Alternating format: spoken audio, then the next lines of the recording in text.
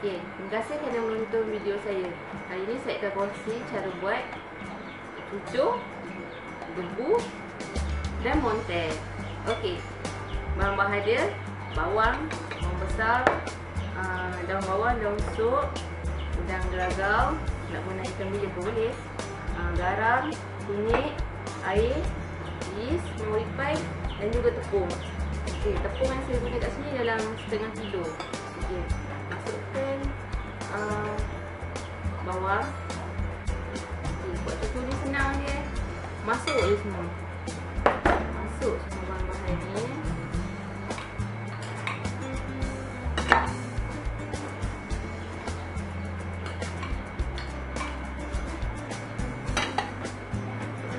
Kunyit, garam last sekali. Okey, bila kita buat benda yang berkaitan dengan yeast, jadi garam tak boleh bercampur dengan yeast. Okay, bila garam bercampur dengan yeast, nanti dia bantut lah, tak naik lah, dia yeast akan mati.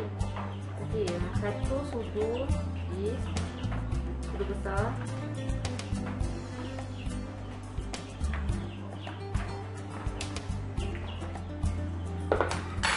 Kita gaul dulu.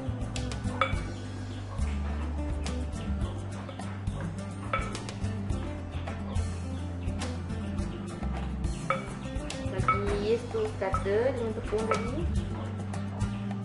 Kalau nak gaul yeast dulu dengan tepung pun boleh juga. Lagi senang kan. Okey, last sekali pun masukkan garam.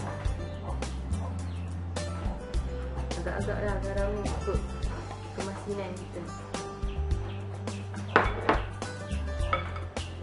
Ini gaul. Dan sekali masukkan air.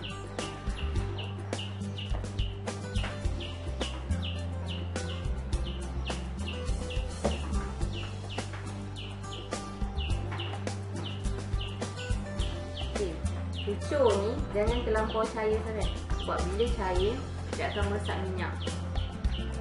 Jadi kita makan tu rasa macam makan minyak-minyak.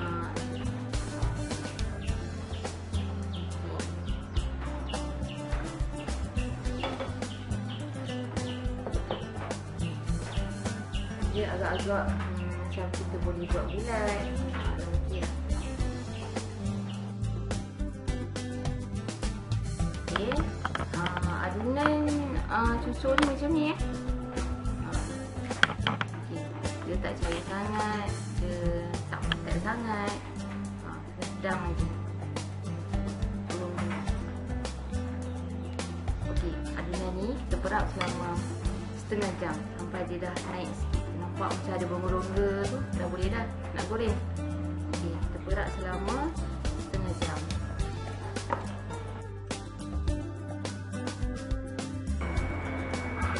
Okey, sambil kita tunggu cucur ni naik cantik untuk digoreng, saya akan kongsikan sikit lah.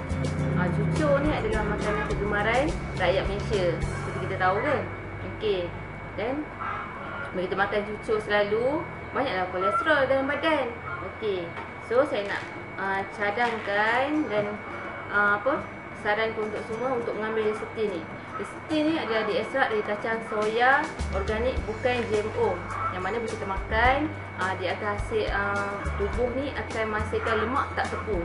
Okey, yang mana dia akan menyerap vitamin-vitamin larut lemak seperti A, D, E, K, dan dia juga pemecah lemak dan kolesterol.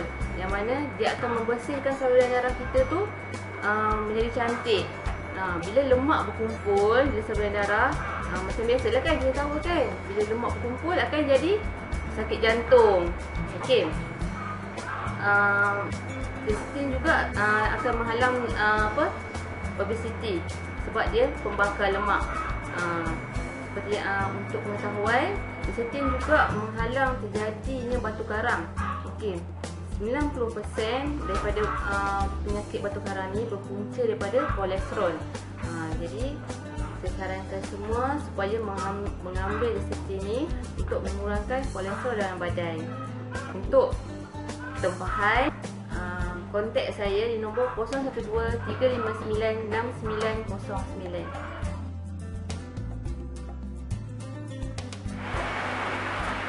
Okay, bila susu dah naik, ada gelembung-gelembung dalam dia, kita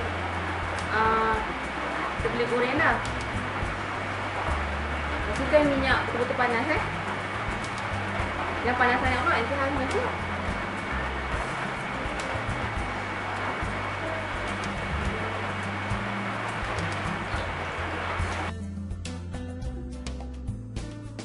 Okay, cara buat sos ni pula, tuangkan sos.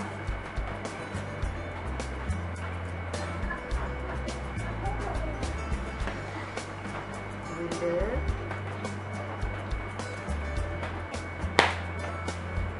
Dan air panas.